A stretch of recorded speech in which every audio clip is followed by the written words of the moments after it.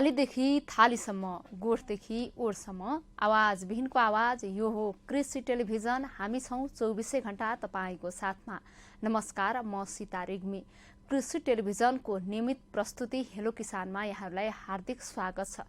दर्शकवृन्द, hello किसान तपाईँले हरेक दिन बेलुका 6 बजेदेखि 7 बजेसम्म प्रत्यक्ष रूपमा हेर्दै आइरहनु भएको छ। हेलो किसानमा हामीले किसानका समस्यालाई विज्ञ मार्फत समाधान गराउने कोसिस गर्छौँ। हामी हरेक दिन बेलुका 6 बजेदेखि 7 बजेसम्म यहाँहरूमा आज आइरहेका छौँ र आज पनि हामी एक विषयवस्तु र विज्ञका साथ उपस्थित भएका छौँ। आज हामी विशेष गरेर पशु आहार र पशुमा लाग्ने रोग सम्बन्धी कुराकानी गर्छौँ।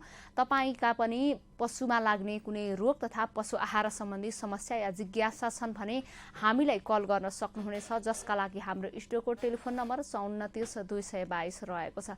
आज हामीसँग कुराकानी गर्नका लागि अतिथिका रूपमा राष्ट्रिय बाय अनुसन्धान केन्द्रका प्राविधिक अधिकृत डाक्टर हुस्नेत आजाद हुनुहुन्छ। उहाँसँग तपाईँले पशु रोग तथा पशु आहार सम्बन्धी जुनसुकै समस्या या जिज्ञासा पनि राख्न सक्नुहुनेछ। हाम्रो स्टुडियोको टेलिफोन नम्बर 29 222 रहेको छ, अघि पनि यहाँहरूमा भने, र हाम्रो स्टुडियोको टेलिफोन नम्बर चाहिँ तपाईँले टेलिभिजनको स्क्रिनबाट हेरेर पनि लिएर कल गर्न सक्नुहुन्छ। साथै तपाईँले यतिखेर हामीलाई फेसबुक पेजबाट पनि लाइभ हेरिरहनु भएको छ। तपाईँले यदि कृषि टेलिभिजनको पहुँचबाट टाढा हुनुहुन्छ भने तपाईँले चाहिँ हामीलाई फेसबुक पेजमा हेरेर पनि आफ्ना समस्या कमेन्ट गर्न सक्नुहुनेछ। तपाईँको समस्याको सम्बोधन गर्ने हामी प्रयास गर्छौँ। कार्यक्रमको सुरुवातमा पशु आहार सम्बन्धी तयार पारिएको यो एउटा रिपोर्ट तपाईँहरूमा प्रस्तुत गर्छौँ। नेपालको बहुसंख्यक परिवारको जीविकोपार्जनको आधार कृषि भएकाले अधिकांश कृषक खेतीपातीसँगै पशुपालन गर्दै आएका छन्। व्यावसायिक रूपमा पालिएका पशुपन्छी फस्टाउँदै गएका छन्। पशुपालन व्यवसायले देशको अर्थतन्त्रमा पनि ठूलो महत्वपूर्ण स्थान ओगटेको छ। हाल नेपालमा करिब 5000 मध्यम तथा ठूला स्तरका व्यावसायिक पशुपन्छी फर्महरू दर्ता भएका छन्। तर पशुपन्छीको आहारको रूपमा प्रयोग हुने घाँस, स्याउला, दाना तथा अन्य पोषण पदार्थको उचित व्यवस्था तथा आवश्यकता अनुसार आपूर्ति गर्न नसकिएकाले पशुपन्छी पालन व्यवसायबाट आशातीत लाभ लिन सकिएको छैन। गाउँघरतिर पशुलाई चराएर तथा मानव भोजनमा प्रयोग नहुने कृषिजन्य उपपदार्थ जस्तै पराल, ढुटो, चोकर, पिना आदि खान दिएर पालिन्छ। अर्थात् चरी चरण तथा परालको भरमा नै उत्पादन दिन्छन् भन्ने सोचाइ पाइन्छ। यस्तो अवस्थामा पशुहरूले आवश्यक पोषण पाइरहेका हुँदैनन्, जसले गर्दा नेपालमा पालिने अधिकांश पशुपन्छी अर्धभोकमरीको अवस्थामा छन्। त्यसबाट क्षमता अनुसारको उत्पादन लिन सकिएको छैन। नेपालमा औसत रूपमा पशुजन्य उत्पादन कम हुनुका मुख्य कारणमा असल पोषणयुक्त आहारको कमी हो। नेपालमा हाल 50% भन्दा बढी पोषणयुक्त पशु आहारको कमी भएको अनुमान छ। पछिल्लो समय पशुपन्छी पालनले व्यावसायिक रूप लिन थालेपछि पशुपन्छीलाई पनि पोषिलो तथा उचित आहार पानीको आवश्यकता पर्दछ भन्ने मान्यताको विकास हुँदै गएको छ। मानिसले जस्तै पशुपन्छीको पनि उचित पोषण तथा आहारमा सरल पहुँच तथा उपलब्धताको व्यवस्था गर्नुपर्दछ। विशेषतः पशु आहार तथा दानाको बढ्दो मूल्यले गर्दा पशुपन्छीजन्य उत्पादनको लागत बढिरहेको छ, जसले गर्दा बजार प्रतिस्पर्धी पशुपन्छीजन्य उत्पादन कायम राख्नु नेपाली व्यवसायीका लागि ठूलो चुनौती बनेको छ। यही अवस्था केही वर्षसम्म कायम भएमा पशुपन्छी पालन व्यवसाय केही वर्षमै धराशायी हुन बेर लाग्दैन।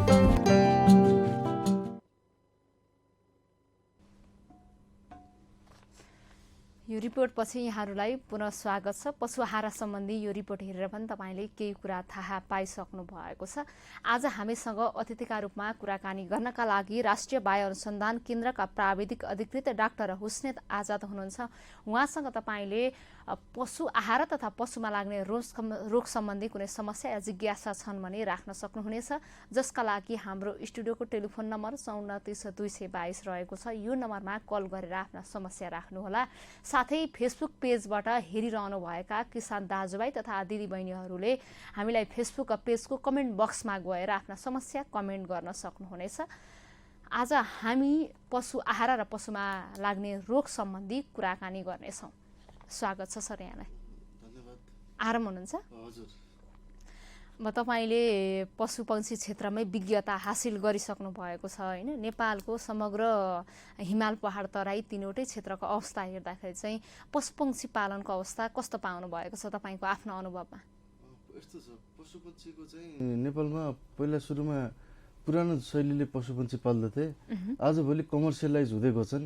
अनि कमर्सियलाइज मतलब चाहिँ उनीहरू नयाँ टेक्नोलोजी अप्नाउँदैछन् किसानहरूले।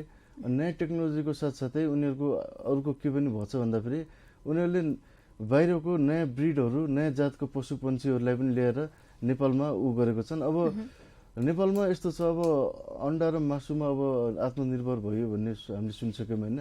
अब प्रोडक्सनहरू चाहिँ जे होस् राम्ररी चाहिँ भइसकेको छ। अब मोडर्न मेथडहरू पनि फार्मिङ पनि किसानहरूले एडप्ट गरिरहेको छन्। अनि अब सबै ठाउँमा जस्तै तराई अनि जस्तै अब तराई भयो, पहाड भयो, अनि सबै अब कति पहाड ठाउँमा त अलिक पुग्न बाँकी छ होइन। तर जे भयो भने मान्छेहरूमा एउटा चाहिँ अवेरनेस चाहिँ आइसकेको छ। अहिले चाहिँ पोजिटिभ वेमै गइरहेको छन् अहिले। जस्तो यो हावापानीको हिसाबले चाहिँ पशुपक्षी पालनमा कतिको प्रभाव पार्छ? हिमालमा पाल्ने पशुपालन र तराईमा पाल्ने पशुपालन एउटै खालको हुन्छ? होइन, यस्तो हुन्छ। अब म सिम्पल इक्जाम्पल कसरी दिन्छु भन्दाखेरि जस्तै हिमालको हाई एल्टिच्युडमा चौरीहरू पाइन्छ होइन। चौरीहरू अब तराईमा चाहिँ हुँदैनन्। जस्तै स्पेसिस अनुसार उसको जात अनुसार चाहिँ फरक फरक हुन्छ। जस्तै हिमालमा बस्ने हिमालमा पाइने चौरी भयो, अनि त्यसपछि तपाईँको आएर अब यस्तो पनि हुन्छ। अब यो च्याङ्राहरू भयो, बाख्रामा पनि अब जस्तै इक्जाम्पलको लागि सबै किसिमको जातहरू चाहिँ एउटै इन्भाइरोमेन्टमा सुट हुँदैन। इक्जाम्पलको लागि बाख्रामा होइन अब विभिन्न किसिमको जात छन्। सिनाल छ, तराई छ होइन, अनि खरी छ। अब खरीहरू पहाडमा भयो, अब तराईमा पाइने भयो। अब जमुना पाइने बारबारी एक्जोटिक बाहिरबाट ल्याएको ब्रिड भयो, नेपालको तराईहरूमा एडप्ट भएको। अब त्यस्तै अब च्याङ्राहरू माथिल्लो सतह अलि हाई एल्टिच्युडमा होइन। अनि सिनाल चाहिँ अलि हाई के अरे हिलमा पाइन्छ होइन। सबै फरक फरक नेचरले दिए अनुसार हुन्छ, त्यो सबैमा यही लागु हुन्छ। फरक फरक हुन जान्छ यस्तोमा। व्यवस्थित रूपमा पशुपालन गर्न चाहने किसानहरूले चाहिँ मुख्यतः के कुरामा ध्यान दिनुपर्छ? किसानहरूले यस्तो हुन्छ, सबभन्दा पहिला कुरा चाहिँ पशुपालन गर्दाखेरि मैले कुन पशु पाल्छु भनेर पहिला त्यो कन्फर्म हुनु पर्यो। अब इक्जाम्पलको लागि कुनै किसानले बाख्रा पाल्न चाहन्छ भने इक्जाम्पल दिएको, मैले धेरै अरू पनि छन् होइन। उसले बाख्राको लागि सबभन्दा पहिला उसले बुझ्नु पर्यो। जस्तै किताबहरू पनि पाइन्छन्। अब जस्तै हाम्रो डिएलएसओ नार्कहरूमा अब सबैमा किताबहरू पनि बुकलेट निकालेको छन्। अनि त्यहाँ जिज्ञासा त्यहाँ गयो जाने भने अब जस्तै बाख्राको लागि बुझ्नु पर्यो भने बन्दीपुर अथवा नार्कको यहीँ हाम्रो खुमलटारमा आएपछि पशु एनिमल डिभिजनतिर आएपछि त्यहाँ बाख्रा कसरी पाल्ने बारे चाहिँ त्यो इन्फर्मेसन लिने, किताब पढ्ने। अनि त्यसको त्यति मात्रै नभएर गोठ बनाउने कसरी, त्यसको भ्याक्सिनहरू लाउने कसरी, त्यो सम्बन्धी पनि आफूले जानकारी राख्ने। अनि मार्केटिङको पनि जस्तै एउटा आँखा फार्मतिर अर्को आँखा मार्केटतिर भन्ने एउटा कन्सेप्ट राख्नु पर्यो। उत्पादन गर्ने, मार्केटिङ कहाँ लगेर बेच्ने हो, यिनी कुराहरू सबै गरेपछि अनि उसले चाहिँ सस्तो नन प्रोडक्टिभ जग्गामा फार्मिङहरू चाहिँ उसले गर्न सक्छ। उसले त्यो यसरी लैजाँदा फेरि राम्रो हुन्छ। अहिले पछिल्लो समय चाहिँ के छ भने कुखुरामा रानीखेत रोग पनि लागिरहेको छ होइन। यहाँलाई कतिको जानकारी छ रानीखेत रोग बारे? होइन, अब मलाई त जानकारी हुने नै भयो। जस्तो यो कस्तो खालको रोग हो होइन, यसले चाहिँ कसरी प्रभाव पार्छ, किसानहरूले के कुरामा ध्यान दिनुपर्छ भन्ने कुराहरू रहन्छन् यसभित्र, यसलाई समेटिदिनुहोस् न। रानीखेत भनेको कस्तो रोग हो भन्दाखेरि यो यसमा चाहिँ 80-90% मृत्युदर हुनसक्छ, रातारात खोरे सकाप हुनसक्छ। अनि यसमा कस्तो हुन्छ भन्दाखेरि रानीखेतमा अब यसको लागि भ्याक्सिनेसन, सबभन्दा यो रोगबाट बच्नको लागि भ्याक्सिनेसन चाहिँ यो भाइरसबाट लाग्ने भ्याक्सिन लाउनु पर्यो होइन। अनि भ्याक्सिन लगाइसकेपछि तपाईँको कस्तो हुन्छ भन्दाखेरि रानीखेत फेरि देखियो भने चाहिँ त्यसको अब घाँटीहरू गराउने, यो बटार्ने होइन, खुट्टाहरू यताउति गर्ने, फनफन घुम्ने, यस्तो केही लक्षणहरू, हरियो दिशा गर्ने होइन, अब खाना राम्रो नखानु, झोक्राउने, यस्तो लक्षणहरू देखिन्छ। अब यस्तो भयो भने रिभ्याक्सिनेसन गर्ने। अनि किसानहरूलाई चाहिँ यो रानीखेतले अलि ठुलै लस गर्ने हुनाले समयमा रानीखेतको बारे जानकारी हुनुपर्छ किसानले, उहाँहरूले बुझ्नुपर्छ। नभए नजिकको पशु सेवा केन्द्रमा गएर सोध्ने बारे, अनि भ्याक्सिनेसन कसरी लाउने त्यो गर्ने। अनि रानीखेतबाट मरेको कुखुराहरूलाई छुट्याउने, त्यसलाई गाड्ने, पुर्ने, यिनी कुराहरू चाहिँ गर्नुपर्छ। अब यिनीहरू बेसिक कुराहरू यिनीहरू भयो। जस्तो यो रानीखेतको कुरा गरिरहँदा होइन, यो रोग लाग्नमा चाहिँ आहाराको कतिको भूमिका हुन्छ?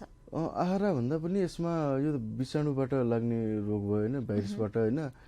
आहारा मतलब यस्तो हो, यो त भाइरसबाट लाग्ने रोग भयो। अब यस्तो हुन्छ तपाईँको अब सर्न सक्छ, यताउति लसपसबाट सर्न सक्छ होइन। अब मेन कुरा कस्तो हुन्छ भन्दाखेरि यो रानीखेतमा त्यो जाते जुन हुन्छ भित्रको कुखुराको प्रोभेन्टिकुलस र गिजार्ड भन्छन्। अनि त्यसमा प्रोभेन्टिकुलस चिरेर हेर्दाखेरि सिंहको टुप्पाले रोपेपछि जस्तो खालको रक्तस्राव देखिन्छ नि, त्यस्तै खालको रक्तस्राव यसको चाहिँ रानीखेतको एउटा एउटा मेन सिम्पटम हो। अब यसमा चाहिँ त्यही हो, अब मैले भने जस्तै त्यो लक्षणहरू तिनी हुन्छन्। अब यसमा चाहिँ मृत्युदर फेरि रातारात खोरमा 80-90% कुखुरा नै मरेर जान सक्छन्। त्यही भएर अलि सावधानी हुनुपर्छ यसमा किसानहरू। यो त कुखुरामा लाग्ने रोग भयो होइन। एउटा पशुमा पनि विशेष गरेर गाई भैँसीमा लाग्ने रोग एउटा खुरेत रोग पनि छ। यो रोगले पनि अलिकति धेरै पशुपन्छीहरूलाई चाहिँ बढी आक्रमण गरिरहेको अवस्था छ। अब किसान दाजुभाइ तथा दिदीबहिनीहरूले चाहिँ खुरेत रोग नै लागेको हो भनेर चाहिँ कसरी थाहा पाउने? अब यस्तो छ हेर्नुहोस्, अब सबभन्दा पहिलो कुरा कस्तो हुन्छ भन्दाखेरि यो भेटनेरी मेडिसिनमा अथवा कुनै पनि मेडिसिनमा के हुन्छ भन्दाखेरि आँखाले हेऱ्यो होइन। अब आँखाले हेरिसकेपछि तपाईँको कस्तो हुन्छ भन्दाखेरि त्यसलाई हामीले अनुमान गर्न सक्छौँ। आँखाले हेरेर अनुमान गरिसकेपछि कुनै पनि रोगको चाहिँ हो कि होइन भनेर त्यसलाई फाइनल डायग्नोसिसको लागि ल्याब डायग्नोसिस हुन्छ। अब खोरेतमा कस्तो हुन्छ भन्दाखेरि अब खुर फाटेको जनावर हुन्छन्, जस्तै गाई भैँसी भेडा बाख्रा बङ्गुरमा लाग्ने हो, घोडामा लाग्दैन हो होइन। अनि यो खोरेतमा कस्तो हुन्छ भन्दाखेरि यो मुखमा अनि खुरको बिचमा, अनि यसको नामै फुट एन्ड माउथ डिजिज भन्छन् इङ्ग्लिसमा, मुख र खुट्टामा लाग्ने भएको हुनाले। अनि त्यसमा चाहिँ घाउ बनाउने, अनि फोका हुने, पानीको फोका हुने, फुट्ने, फैलिने, अनि गिजाभित्र पनि घाउहरू बनाउने, अनि खानु पनि गाह्रो हुन्छ उसलाई होइन। अनि त्यसपछि ज्वरो आउने, अनि तपाईँको अब ज्वरो आउने, कमजोर हुने, अनि फैलिने, एउटाबाट अर्कोमा फैलिने, यस्तो प्रकारको देखिन्छ। अब यस्तोमा चाहिँ किसानहरूले नजिकको पशु सेवा केन्द्रमा गएर खुरेत रोगको बारे बुझ्न सक्नुहुन्छ उहाँहरूले होइन, जानकारी लिने। अनि यसमा चाहिँ भ्याक्सिन लाउने, खुरेतको खोप हुन्छ। अब त्यो खोपहरू नै लाएर त्यसलाई इयरली रिपिट गर्ने, खोप लाएर नै यसको रोकथाम हुन्छ। अब अनि त्यसपछि अब जुठोहरू यताउति छुटाउनुपर्छ, रोगीलाई निरोगीबाट टाढा राख्ने। अनि मुखहरूमा अब फिटकिरीले अब यताउतिले मुखहरू सफा गरिदिन सकिन्छ होइन। अब लागिसकेकोलाई सेकेन्डरी इन्फेक्सन रोक्नको लागि एन्टिबायोटिक दिएर पनि एउटा त्यो पनि वे छ होइन। अब त्यो गर्न सकिन्छ, तर यसको लागि यो भाइरल डिजिजहरूमा जतिमा हुन्छन् यो भ्याक्सिनेसन नै सबभन्दा राम्रो हो, यसको उपाय नै भ्याक्सिनेसन हो। जस्तै यो खोरेत रोग चाहिँ बाख्रा प्रजातिमा लाग्छ कि लाग्दैन? बाख्रा खसी बाख्राहरूमा भनौँ, किनभने हाम्रो त धेरै जसो गाउँ घरतिर पाल्ने गरिएको खसी बाख्राहरूमा चाहिँ यो मुखको वरिपरि चाहिँ त्यो मसिनो घाउ आउने हुन्छ।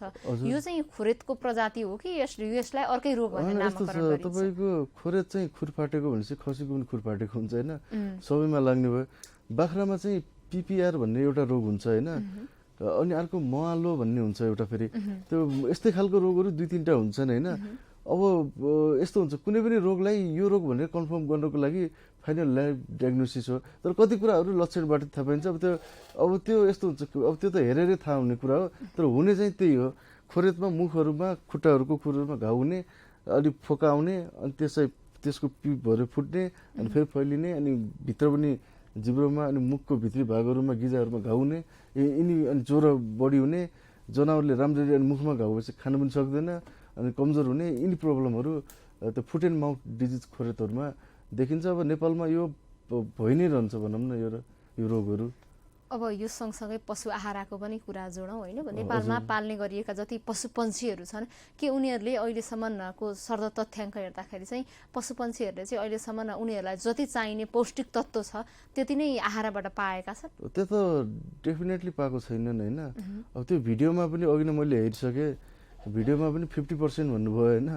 अब त्यो जस 37 भन्थ्यो पहिला, अब आजभोलि 50 यस्तो एउटा ऊ भन्नलाई यस्तो छ। त्यसबाट चाहिँ अलिकति त्यसलाई इम्प्रुभमेन्ट गर्नुपर्छ। त्यसको लागि चाहिँ आहारालाई चाहिँ इम्प्रुभ गर्नुपर्छ भन्ने, जस्तै घाँसको खेतीहरूदेखि लिएर सबै कुराहरूमा ध्यान पुर्याउनुपर्छ। जस्तो पशु आहाराले चाहिँ पशुको उत्पादनमा त त्यसको उत्पादन भन्नाले जस्तो हामीले चाहिँ पशुलाई पालेको छौँ भने उसको मासुजन्य पशुहरूको चाहिँ उत्पादनमा त फरक पार्ने नै भयो, तर यिनीहरूको प्रजनन दरमा चाहिँ कतिको प्रभाव पारेको हुन्छ? होइन, आहाराले पार्छ तपाईँको डेफिनेटली। किन भन्दाखेरि पशुहरूको चाहिँ घाँस भयो, दानाहरू भयो, यिनीहरू सबै आहाराको कुरा भयो। अनि त्यसपछि अर्को कुरा चाहिँ यो पशुको प्रजननको लागि चाहिँ तपाईँको जस्तै यो मिनरल्सहरू, भिटामिनहरू यिनीहरूको चाहिँ रोलहरू हुन्छ यसमा चाहिँ। जस्तै दानाहरूमा कहिलेकाहीँ मिनरल्सहरूको कमी भयो भने चाहिँ अब पशुहरूमा जस्तै साँडे नखोज्ने होइन, अनि त्यसपछि साँडे हिटमा नआउने अनि अरू विभिन्न किसिमका रोगहरू देखिन सक्छ। त्यही भएर ब्यालेन्स डाइट रासन भन्ने कारणले सबै पोषण तत्त्वहरू पूर्ति भएको रासनहरू पशुलाई दिनुपर्छ भन्ने एउटा सिद्धान्त भएको कारण त्यो हो। हाम्रो नेपालमा अहिलेसम्म सरदर हेर्दा चाहिँ सबैभन्दा बढी पाल्ने गरिएका पशुहरूमा पर्ने भनेको चाहिँ गाई भैँसी, अनि पन्छीहरू पाल्ने भनेको चाहिँ कुखुरा हो होइन। जस्तो गाई भैँसी पाल्दाखेरि चाहिँ जुन जन्मेको त सानो बच्चा पाडोदेखि त्यो पाडोले चाहिँ दुध दिने अवस्थासम्मका लागि चाहिँ आहार चाहिँ कसरी व्यवस्थापन गर्ने? होइन यस्तो छ, अब तपाईँको यस्तो अब भैँसी गाईमा उयो होइन, अब सबभन्दा पहिला जन्मिने बित्तिकै 3 दिनसम्म चाहिँ त्यसलाई आमाकै दुध खुवाउनु पर्छ भन्ने सिद्धान्त छ। त्यसमा इम्युनोग्लोबिन हुन्छ जसले इम्युन सिस्टम दिन्छ। अनि त्यसपछि अब किसानहरूको हेरेर हुन्छ। अब कोही किसानहरूले अब कसरी प्र्याक्टिस गर्छन्, अब कसैले अब 3-4 महिनासम्म अथवा लामो समयसम्म डाइरेक्टली अब पाडाहरूलाई आमाकै दुध चुसाउँछन् होइन। कसैले चाहिँ अब ऊ गर्छन्, अब यो के अरे स्टार्टर फिडहरू हुन्छन् जुन त्यो दिएर आमाको दुध चाहिँ छुटाएर उनीहरूले आर्टिफिसियल मतलब चाहिँ के अरे आमाको दुध नदिएर स्किम मिल्कहरू अनि त्यसपछि आर्टिफिसियल फुडहरू जसलाई क्रिप रासन भनिन्छ त्यसरी पनि त्यो वेमा पनि जान्छन् होइन। त्यो अब आफ्नो प्र्याक्टिस हो त्यो। अब जसरी अब कमर्सियल ठुल्ठुलो फार्ममा दुध धेरै उत्पादन गर्नु पर्यो भने चाहिँ क्रिप रासनमा जान्छन्, उनीहरूले चाहिँ क्रिप रासनको वेबाट लाग्छन्। अब कति ठाउँमा अब अलिकति जस्तै अब पाडाहरूलाई आमाकै दुधहरू खुवाएर जस्तै अब 1/4 यस्तै त्यो एउटा हुन्छ त्यो होइन, फर्स्ट विकमा यति खुवाउने, सेकेन्ड विकमा यति, त्यस्तो तरिकाले खुवाएर लग्छन्। त्यो आफ्नो प्र्याक्टिसको ऊ हो। जस्तो भर्खर जन्मेका जस्तो पाडापाडी तथा बाछा बाछीहरूलाई चाहिँ जुन माउको दुध छ त्यो माउको दुध नखुवाउँदा चाहिँ उनीहरूको स्वास्थ्यमा त असर पर्ने नै भयो होइन, किनभने उनीहरू स्वस्थ पनि नहुने भए।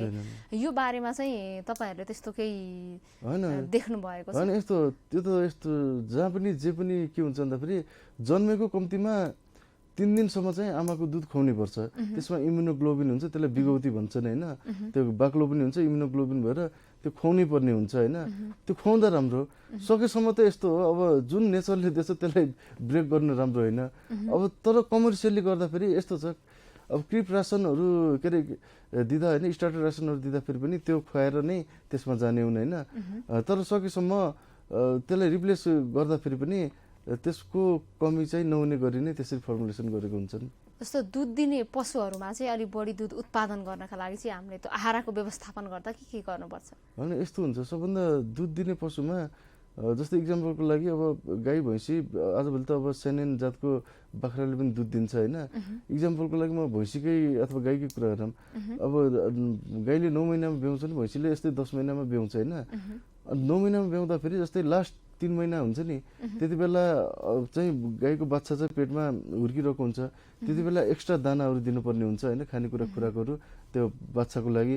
अनि त्यसको साथसाथै 2-3 महिना अगाडि क्याल्सियम र फोस्फरसको जुन सप्लिमेन्ट हुन्छ गाईलाई, त्यसलाई मिलाएर दिएपछि अनि उसले बच्चा जन्माएपछि मिल्क फिभर भन्ने शीताङ्गी ज्वरो हुन्छ अथवा हाइपोक्याल्सियमिया भन्ने क्याल्सियमको कमीले हुने रोग लाग्दैन। अनि त्यो चाहिँ म्यानेज गर्नुपर्छ। अनि त्यो चाहिँ 2-3 महिना जस्तै ब्याएको 2-3 महिनासम्म पनि त्यो मिनरलहरू सप्लिमेन्ट गर्छन् कति ठाउँमा होइन, त्यो गर्दा हुन्छ।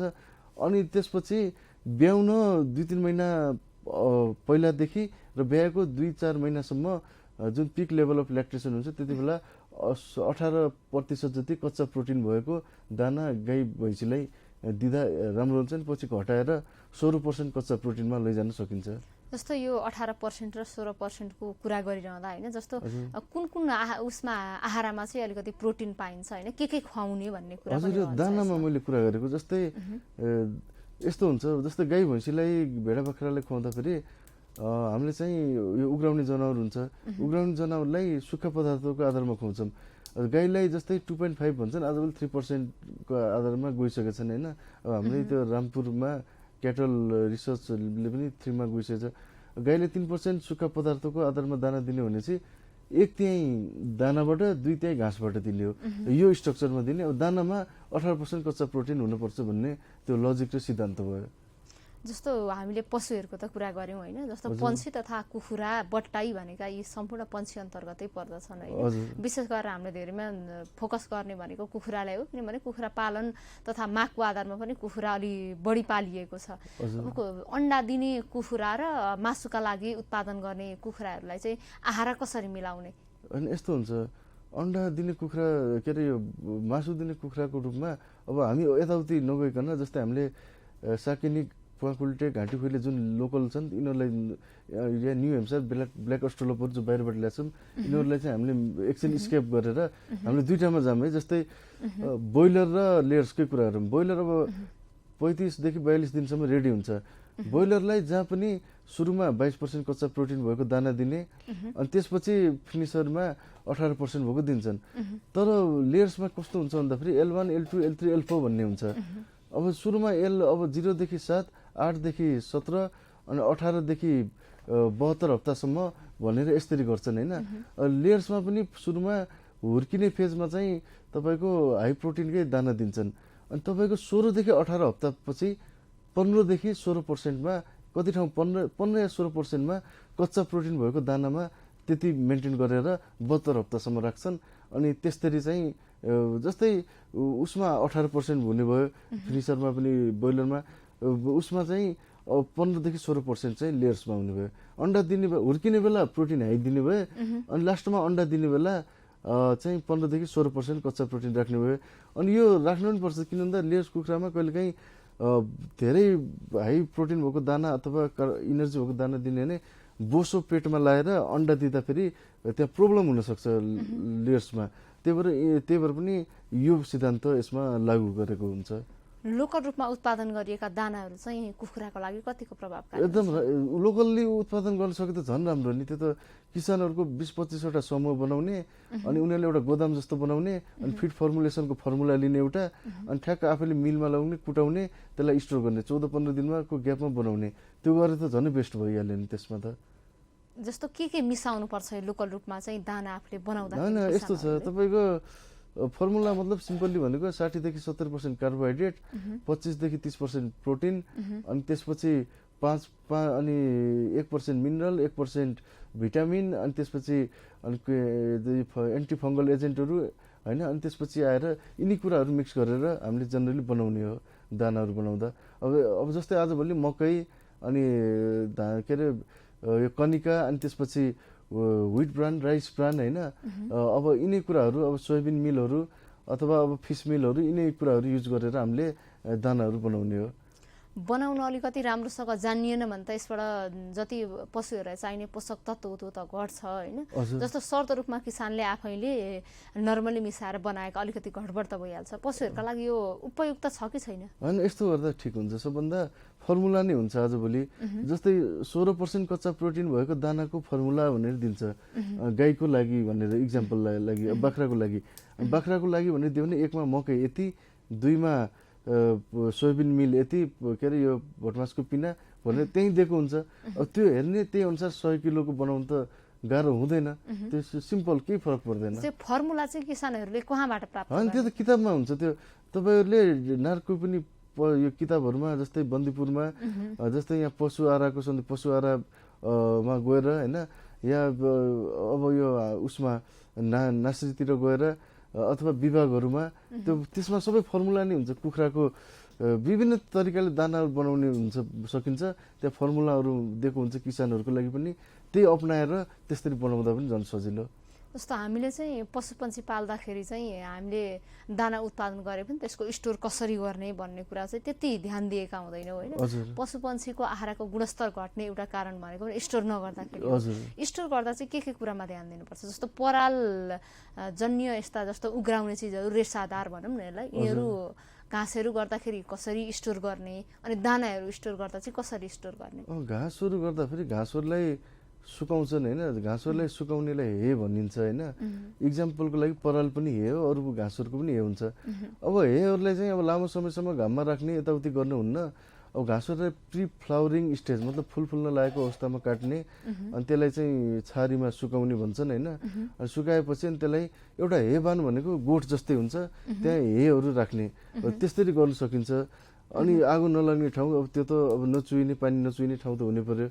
अनि त्यस्तै अब दानाहरूलाई स्टोर गर्दाखेरि तपाईँको जस्तै आकाशबाट छानाबाट पानी नचुइने, मुसा नलाग्ने, अनि पिँधबाट एकदम त्यो पिँधबाट अब ऊ हुने बढी शीत के अरे शीत जस्तो आउने होइन, त्यस्तो टाइपको हुनु भएन। अनि झ्यालहरू खुल्ला हुने, हावा चल्ने, यिनी कुराहरूबाट चाहिँ त्यो स्टोरेजहरू दानाहरूको लागि चाहिँ मेन्टेन गर्नुपर्छ। जस्तो दानाहरू स्टोर गर्दा त अहिले कुरा गरिहाल्यो होइन, चिस्यानमा नराख्ने भन्ने कुरा। योभन्दा केही समय अगाडि चाहिँ सरकारले पशुजन्य उत्पादनमा नेपाल आत्मनिर्भर भयो भनेर घोषणा त गर्यो। तर घोषणा गरे पनि कतिपय चाहिँ हामीले बाहिरैबाट अहिलेसम्म ल्याइरहेका छौँ होइन। जस्तो आहारहरू पनि अझै बाहिरबाट ल्याइरहेका छौँ, साथै माछा मासुहरू नै पनि बाहिरबाट ल्याइरहेका छौँ। माछा त होइन पशुजन्य उत्पादनमा आत्मनिर्भर घोषणा गरेको, अन्डा मासु र पशुजन्य उत्पादन भनेको दुध तथा दुधजन्य पदार्थमा चाहिँ आत्मनिर्भर भयो होइन। बाहिरबाट आइरहँदाखेरि चाहिँ यसमा आत्मनिर्भर भयो जस्तो त खासै देखिएन नि। यसमा तपाईँको धारणा के छ? यो त यस्तो छ, अब यो कुरै अर्कै छ। कस्तो छ भन्दा यसको लागि त सबभन्दा पहिला अब बााउन्ड्री सीमा कडा गर्नु पर्यो होइन, भिसा सिस्टम लागू गर्नु पर्यो होइन। सिधै कुरा गर्दा त्यो अब जस्तै त्यो भइदियो भने यताको उताको यता ब्ल्याक मार्केट फ्लो हुँदैन होइन। यसको लागि चाहिँ त्यही हो। जस्तै यसमा मार्केटिङको एउटा उहरू हुन्छ जस्तै, अनि त्यो कारणले हो। तर नेपालले इनफ तरिकाले अन्डा दुधहरू उत्पादन गर्न सक्छ अब भन्ने कुरा चाहिँ अब त्यो प्रुफ भएको पनि छ होइन। तर चाहिँ यो मार्केटिङ यस्तो हुन्छ, अब जस्तै चल्नाहरू बोर्डरबाट यता ल्याउने कहिले होइन, कहिले अब अन्डाहरू ह्याचिङको लागि यता ल्याउने, अब यस्तो हुने कारण कहिले बोइलर यताउता गर्ने, यो कारण चाहिँ खुल्ला बोर्डरको कारणले हो। अब यसको कडा गर्यो भने यो प्रब्लम पोलिसी गभर्मेन्टबाट गऱ्यो भने सल्भ हुन्छ। यो जस्तो पशुपन्छीजन्य उत्पादनमा चाहिँ आहाराले कस्तो प्रभाव पारेको हुन्छ? अनि आहारले त डेफिनेटली नै अब जस्तै पशुले जस्तै इक्जाम्पलको लागि 70% जति खर्च आहारमै लाग्छ होइन भनेपछि कति प्रभाव पार्छ भने यसैबाट आइहाल्यो। अब इक्जाम्पलको लागि हामीले जस्तै सबभन्दा बढी दुध दिने गाई चाहिँ होलिस्टेन फ्रिजन भयो। होलिस्टेन फ्रिजन हामीले नेपालमा लिएर आयौँ इक्जाम्पलको लागि चिसो ठाउँमा। लिएर आइसकेपछि त्यसलाई चाहिँ हामीले होलिस्टेन फ्रिजनले त सबभन्दा बढी दुध दिने भयो, त्यसलाई हामीले राम्ररी आहार नै दिएन भने त त्यसले त दुध त दिन्न नि हो। त्यो आहारको त्यो रोल हुन्छ। मतलब आहारले राम्ररी दिएन सकिएन भने त्यसले चाहिँ आउटपुट जुन हुन्छ प्रोडक्सन त्यो पनि घटाउँछ। अनि अर्को कुरा मिनरल डिफिसियन्सी मेटाबोलिजम डिजिजहरू पनि त्यो पनि अथवा कुनै पनि कुपोषणको कारणले लाग्ने रोगहरू पनि लाग्न सक्छ। जस्तो हामीले पशु आहारकै कुरा गरिरहँदा हामीले पशुहरूलाई जति जस्तो मिनरलहरू अनि प्लस भिटामिनहरू त्यसमा पोषक तत्त्व मिसाएर दिनुपर्छ भन्छौँ, त्यो त एक प्रकारको केमिकल नै हो। यसले चाहिँ पशुहरूको स्वास्थ्यमा असर गर्दैन? होइन, त्यस्तै त पशुहरूको स्वास्थ्यमा असरै त गर्दैन होइन। तपाईँको कस्तो हुन्छ भन्दाखेरि अब यो मिनरलहरू चाहिँ आजभोलिको जमानामा मिनरलहरू फिड फर्मुलेसन गर्दाखेरि भिटामिन मिनरलहरू दानाबाटै दिएको हुन्छ। अब कति ठाउँमा कमर्सियल के अरे पुरानो जमाना अनुसार फार्मिङ गरेछन् भने त्यो ठाउँमा अब हामीले चाहिँ कहिलेकाहीँ जस्तै यो कुँडो भन्छन् नि, कुँडोहरू अथवा पशुलाई अब फालेको खानेकुराहरूमा हामीले त्यसमा पनि घोलेर मिसाएर दिन सकिन्छ। यो तरिकाले दियो भने चाहिँ अलिकति केही हजुर, जस्तै गाउँघरमा तोरीको पिनाहरू होइन, अनि गहुँ जस्तै त्यो यो के अरे यो पिना भयो, गहुँहरूको पिठो भयो, घोलेर दिँदा फेरि त्यसमा पनि मिसाएर दिँदा हुन्छ, त्यो के फरक पर्दैन। हामी हेलो किसानमा छौँ। हेलो किसानमा आज हामी विशेष गरेर पशु आहार सम्बन्धी कुराकानी गरिरहेका छौँ। तपाईँलाई पनि पशु आहार तथा पशुमा लाग्ने रोग सम्बन्धी कुनै जिज्ञासा या समस्या छ भने हामीलाई कल गर्न सक्नुहुनेछ, जसका लागि हाम्रो स्टुडियोको टेलिफोन नम्बर 5430 222 रहेको छ। साथै हामीलाई फेसबुक पेजबाट हेर्ने साथीहरू तथा किसान दाजुभाइ दिदीबहिनीहरूले चाहिँ हामीलाई कमेन्ट गरेर आफ्ना समस्या राख्न सक्नुहुनेछ। तर अहिले कार्यक्रममा पालो भएको छ यो छोटो विश्रामको।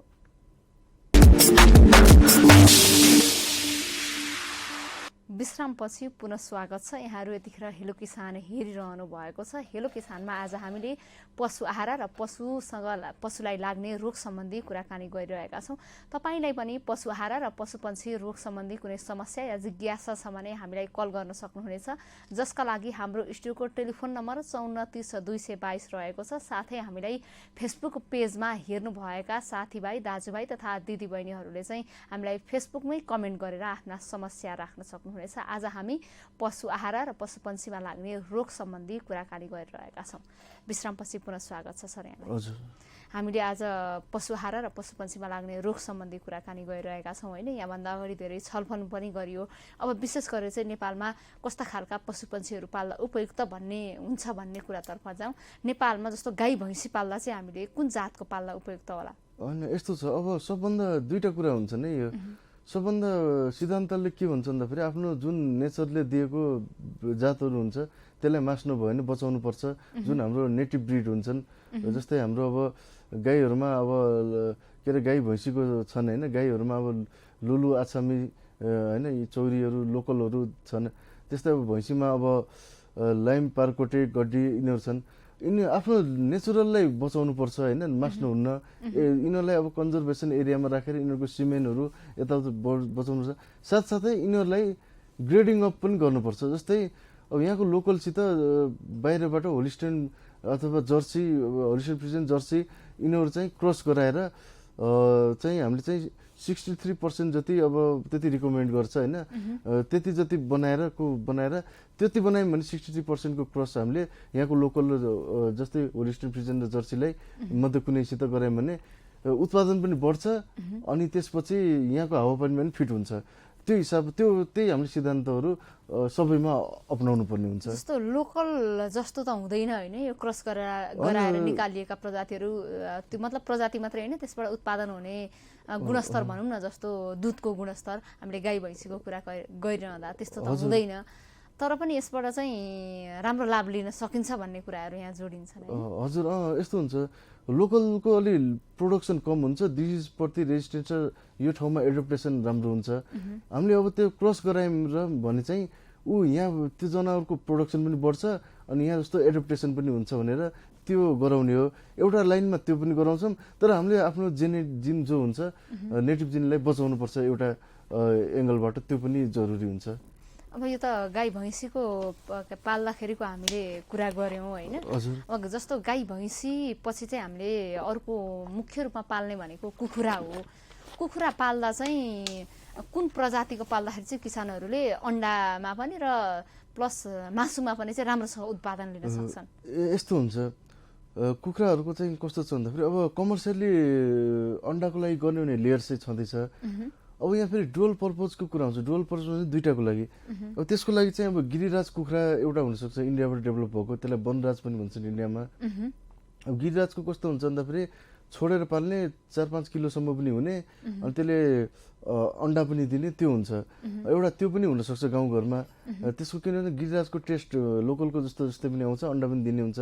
अनि अर्को कुरा चाहिँ न्यू हेम्पसायरहरू जुन कुखुराहरू छन् बाहिर एक्जोटिक ब्रिड हुन्, तिनीहरूलाई पनि हामीले राखेर हामीले चाहिँ तिनीहरूलाई पनि हामीले घरमा छोडेर पाल्यौँ भने अन्डा पनि आउने अनि त्यसबाट त्यसको मासु पनि लोकल सरसर हुने हुन्छ।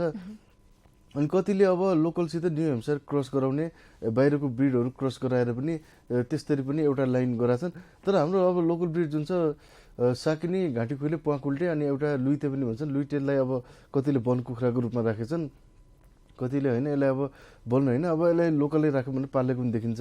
मेन कुरा हाम्रो जुन नेचरले दिएको हाम्रो जिन छ, नेटिभ जिन अथवा रैथाने जिनहरू छ, त्यसलाई मास्नु हुन्न। त्यसलाई एक हिसाबमा संरक्षण गर्नुपर्छ र अर्को लाइनमा त्यसबाट केही निकालेर अलिकति केही निकालेर त्यसलाई बाहिरसित क्रस गराएर त्यसबाट उत्पादन पनि लिन सकिन्छ। तर त्यसलाई आफ्नो लाइनमा पनि एउटा राख्ने, प्योरिटी मेन्टेन गरेर अनि अर्को बाहिरसित क्रस गराए पनि साथमा लैजाने, यो सिद्धान्तलाई प्यारलली लैजानुपर्छ भन्ने मेरो चाहिँ एउटा सोच हो। जस्तो अहिले तपाईँले वन कुखुरा भनिरहँदाखेरि एउटा वन कुखुराकै प्रजाति मानिने एउटा कालिज पनि छ होइन। यो कालिज पनि कुखुरा प्रजाति अन्तर्गत नै पर्छ कि यो अर्कै हो? होइन, यस्तो छ, अब चरा त चरै भयो सबै होइन। अब यो अनि अब जिनेस स्पिसिसमा ऊ जस्तो होइन, के अरे यो घाँटी खुल्के प्वाख उल्टे वनराज यिनीहरू जस्तो होइन, यिनीहरूको जिनस स्पिसिस फरक हुन्छ होइन। तर के हुन्छ भन्दाखेरि कालिजको चाहिँ नेपालमा जुन ल्याएको छ नि त्यो विदेशी कालिजहरू हुन्, विदेशबाट ल्याए अनि त्यसको अन्डाहरू उत्पादन यहाँ गराए अनि ह्याचिङ गराए अनि ह्याचिङ गराएर यहीँ डिस्ट्रिब्युट गराए। अब कालिजहरूको चाहिँ अब कालिजहरूलाई हामीले अब सेमी इन्टेन्सिभमै मतलब कन्ट्रोल गरेर नै पाल्न सकिन्छ, जाली लाएर अनि त्यसमा चाहिँ खोरहरू तिनीहरूको बनाइदिने अनि त्यसपछि अब त्यसलाई चाहिँ अब सानो हुँदाखेरि अब कालिजलाई ठुङ्गाबाट बचाउने, त्यसलाई राम्ररी ब्रुडिङहरू गर्ने अनि पछि चाहिँ त्यसलाई हुर्काएर त्यो चाहिँ गर्न सकिन्छ कालिजलाई। कालिजबाट अन्डा पनि आउँछ अनि त्यसपछि आएर त्यसको मासुहरू पनि अब राम्रो हुन्छ। अब त्यसको अब अहिले चाहिँ नेपालमा धेरै नै त्यसको बिजनेस राम्रै फस्टाइरहेछ र डिमान्डमा पनि बढेछ। तर कुखुरा र कालिज चरा हुन्, तिनीहरूको ऊ चाहिँ मिल्दैन। जस्तै भेडा र बाख्रा एउटै हुन् होइनन् नि, त्यस्तै कालिज पनि फरकै हुन्, एउटै होइनन्। जस्तो कालिज पाल्दा चाहिँ जाली लाएर भन्नुभयो होइन, जस्तो कुखुरा पाले जस्तो त हुँदैन, त्यसलाई त कालिज जङ्गलमा हुने भएर त्यसलाई जङ्गलकै जस्तो वातावरण तयार गरिदिनु पर्यो होइन जाली लाउँदा पनि। त्यो गर्दा चाहिँ जस्तो के लगाएर चाहिँ कसरी त्यो खोरको व्यवस्थापन गर्ने? होइन यस्तो छ, अब कालिजमा अब सिधै कुरा अब जङ्गलै जस्तोमा एउटा जङ्गलै एरिया जस्तो अथवा त्यस्तै इन्भाइरोमेन्ट भएको लिने अनि लिइसकेपछि तारहरू जुन आजभोलि किन्न पाइन्छ नेटहरू, तारहरू जुन चाहिँ कालिजले अथवा जङ्गली जनावरहरूले अथवा कोही चोरहरूले राम्ररी चुडाल्न नसक्ने बार लाउने। अनि कालिजहरू फेरि यस्तो हुन्छ उडेर बाहिर जाने हुनाले उनीहरूलाई माथिबाट नै कभर गर्नुपर्छ अनि उनीहरूको चाहिँ साथसाथै गुणहरू पनि बनाइदिएको हुन्छन् भित्र होइन। कालिजहरूलाई कोही झाडीमा पार्छन् अन्डा होइन, कसैलाई खोरमा गएर बनाइदिएछन् पार्न सक्छन्। त्यो पनि अब एकजना अन्डा कलेक्सन गर्ने मान्छे भइरहनु पर्ने हुन्छ। अनि कालिजहरूको चाहिँ त्यही हो, अब एक ठाउँ ब्रुडिङ गर्ने ह्याचिङ गर्ने मेसिन राख्ने अनि त्यसलाई ह्याचिङ गराउने अनि चल्नालाई ब्रुडिङ गराउने। ब्रुडिङ मतलब त्यसलाई तातोपन मेन्टेन गर्ने होइन। जस्तै आमाहरूले चाहिँ चल्नाहरूलाई जसरी आफ्नो प्वाखभित्र राखेर ब्रुडिङ गर्छन् त्यस्तै तरिकाले ब्रुडिङ गरेर हुर्काउने अनि हुर्काएपछि अब कालिजमा भाले अब अलि राम्रो देखिन्छ, रङ्गीचङ्गीवाला हुन्छ, पोथी चाहिँ त्यस्तो देखिन्न। अनि त्यसपछि अन्डाहरू दिएपछि अब कालिजहरूको चाहिँ अब यसलाई चाहिँ त्यही हो, अब यसलाई अब डाइटहरू चाहिँ आफैले फर्मुलेसन गरेर पनि दिन सक्यो कुखुरालाई जस्तै होइन। अनि त्यो मेन कुरा चाहिँ अब त्यही प्रिडेटर्सबाट बचाउनुपर्छ, सर्पहरू बाहिर बिरालोहरू। अब कति ठाउँमा अब कालिजमा पालेको ठाउँमा अब चितुवा के पसेर खायो भन्ने पनि सुनिन्छ। यिनीहरू च्यालेन्जिङ हुनसक्छ। हामी कार्यक्रमको अन्त्यमा आइसकेका छौँ होइन, सम्पूर्ण कृषक दाजुभाइ र दिदीबहिनीहरूलाई के भन्न चाहनुहुन्छ? के भन्न चाहन्छु भन्दाखेरि अब कृषि विदेश जानुभन्दा विदेश अब खाडी देशहरू जानुभन्दा नेपालमै के गर्न सकिन्छ डेफिनेटली। तर कृषि गर्न अगाडि जस्तै अब प्लान्टको होस् या पशुपालन सम्बन्धी होस्, सबभन्दा पहिला आफूले जे गर्दै हुनुहुन्छ जस्तै बाख्रा पाल्दै हुनुहुन्छ भने त्यो सम्बन्धी नलेज अध्ययन गर्नुहोस्। किताबहरू तपाईँहरूले विभागमा अनि त्यसपछि नार्कहरूमा पाइन्छन्, त्यहाँ गएर त्यहाँको सरहरूसित पनि सोध्नुहोस्, इन्फर्मेसन ग्यादर गर्नुहोस् अनि खोरहरू पनि हेर्न जानुहोस् अनि त्यसपछि मार्केटिङ कहाँ हुन्छ त्यो पनि बुझ्नुहोस् अनि त्यसपछि अनि व्यवसाय गर्नुहोस् अनि तपाईँहरू सफल हुन सक्नुहुन्छ यसरी। हस्, कार्यक्रममा आइदिनु भयो, समय दिनुभयो, यहाँलाई धेरै धेरै धन्यवाद। हुन्छ, थ्याङ्क यू। आज हामीले कुराकानी गर्यौं राष्ट्रिय बायो अनुसन्धान केन्द्रका प्राविधिक अधिकृत डाक्टर हुस्नेत आजादसँग। हामीले उहाँसँग पशुमा लाग्ने रोग र पशु आहार सम्बन्धी कुराकानी गर्यौं। तपाईले पनि उहाँसँगको कुराकानीबाट केही नयाँ कुरा सिक्नुभयो भन्ने हामीले आशा लिएका छौं। आजको हेलो किसानको समय सकिएको छ। यतिन्जेलसम्म हेरेर साथ दिनुहुने र हामीलाई फेसबुकबाट पनि हेरेर साथ दिनुहुने सम्पूर्णप्रति हार्दिक आभार। भोलि पुनः नयाँ विषयवस्तु र विज्ञका साथ उपस्थित हुनेछौं। जय कृषि, जय किसान, समृद्ध कृषि नेपालको शान। हेर्दै गर्नुहोला कृषि टेलिभिजन। नमस्कार।